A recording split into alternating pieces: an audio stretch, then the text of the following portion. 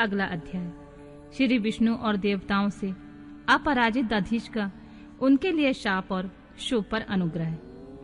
ब्रह्मा जी कहते हैं, नारद, भक्त वत्सल भगवान विष्णु राजा शुभ का हित साधन करने के लिए ब्राह्मण का रूप धारण करके दधीच के आश्रम पर गए। वहां उन जगत गुरु श्री हरि ने शिव भक्त शिरोमणि ब्रह्मर्षि दधीच को प्रणाम करके शुभ के कार्य की सिद्धि के लिए उद्यत हो उनसे यह बात कही। भगवान शिव की आराधना में तत्पर रहने वाले अविनाशी ब्रह्मर्षि दधीच, मैं तुमसे एक वर मांगता हूँ, उसे तुम मुझे दे दो। शुभ की कार्य सिद्धि चाहने वाले देवादिदेव श्री हरि के इस प्रकार याचना करने पर शैव शिरोमणि दधीच ने शीघ्र ही भगवान विष्णु से इस प्रकार कहा। बोले, ब्राह्मण, आप क्या चाहते हैं, यह मुझे ज्ञात हो गया है। आप शुभ का काम बनाने के लिए साक्षात भगवान श्री हरि का ब्राह्मण का रूप धारण करके यहाँ आए हैं। इसमें संदेह नहीं है कि आप पूरे मायावी हैं, किंतु देवेश जनार्दन, मुझे भगवान रुद्र की कृपा से भूत भविष्य और वर्तमान तीनों कालों का ज्ञान सदा ही बना रहता है। सुब्रत, मैं आपको जानता हूँ, आप पापहारी श्री हरि एवं विष्णु हैं। यह ब्राह्मण का वेश छोड़िए, दुष्ट बुद्धि वाले राजा शुभ ने आपकी आराधना की है, इसलिए आप यहाँ पधारे हैं। भगवान हरे, आपकी भक्त वत्सलता को भी मैं जानता हूँ।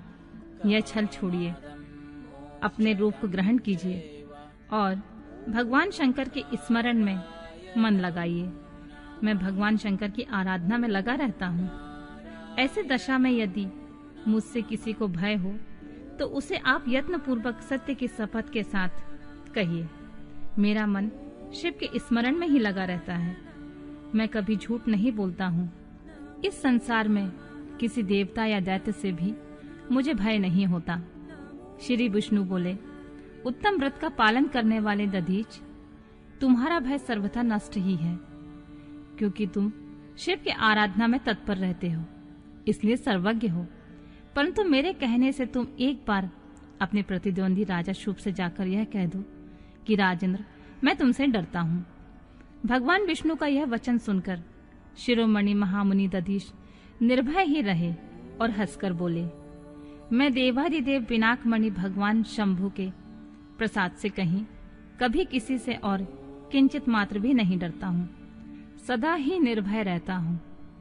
इस पर श्री हरि ने मुनि को दबाने की चेष्टा की। देवताओं ने भी उनका साथ दिया, किंतु सबके सभी अस्त्र कुंठित हो गए। तदनंतर भगवान श्री विष्णु ने अगणित गणों की सृष्टि की, परंतु महर्षि ने उनको भी भस्म कर दिया।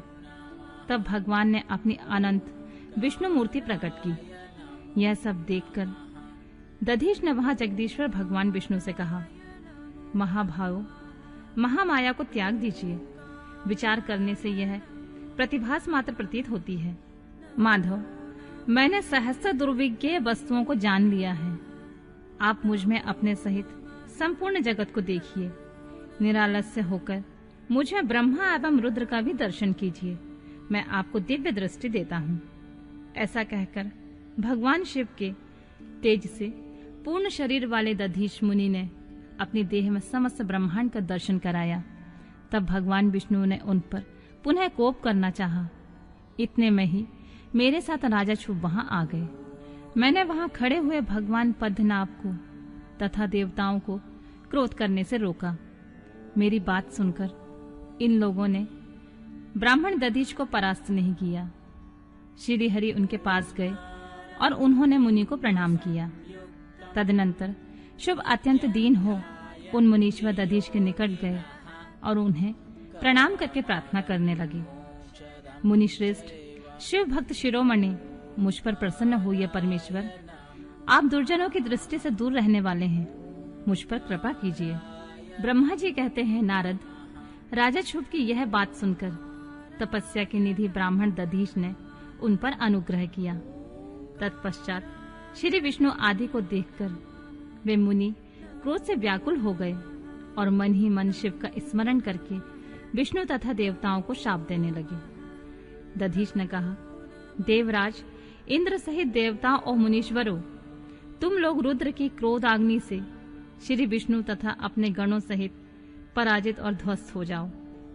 देवताओं को इस तरह श्राप दे शुभ की ओर देखकर देवताओं और राजाओं के पूजनीय दुष्श्रेष्ठ दधीच ने कहा, राजेंद्र, ब्राह्मण ही बलि और प्रभावशाली होते हैं। ऐसा स्पष्ट रूप से कहकर ब्राह्मण दधीच अपने आश्रम में प्रविष्ट हो गए। फिर दधीच को नमस्कार मात्र करके शुभ अपने घर को चले गए। तत्पश्चात भगवान विष्णु देवताओं के साथ जैसे आए थे उसी तरह अपने वैकुंठ लोक को लौट गए। इस प्रकार वह स्थान स्थानेश्वर नामक तीर्थ के रूप में प्रसिद्ध हो गया।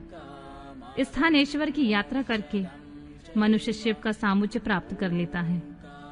तात, मैंने तुम्हें संक्षेप में शुभ और दधीच के विवाद की कथा सुनाई और भगवान शंकर को छोड़कर केवल ब्रह्मा और विष्णु को ही जो श्राप प्राप्त हुआ उसका भी वर्णन किया।